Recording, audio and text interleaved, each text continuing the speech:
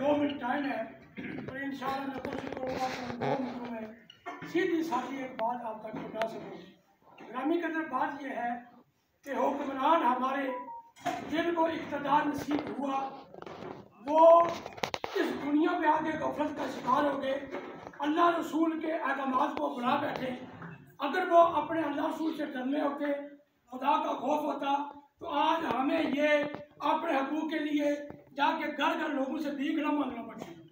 जिन लोगों को खुदा का खौफ है कि मेरी ड्यूटी क्या है, खुदा ने मुझे किस मकसद के लिए ये मतलब इक़्तिदार दिया है, आज गरीब लोगों के हक ये लोग जालिम बनकर गस्ब कर रहे हैं।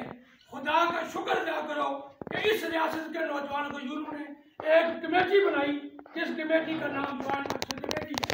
उसने आपको पहले भी आपके कितने हकूक अपनी जानों का मतलब नजराना देकर आज मसलन हमारे इलाके में समानी के लोगों उन लोगों ने मेहनत की है, इसलिए मेहनत की है।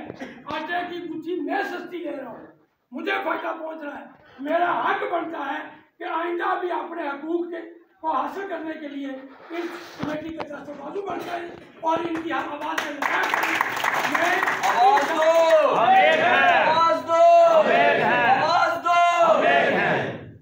मैं 3 घंटे खत्म करने वाला खतीब हूँ, इसी पे बात खत्म करते हैं।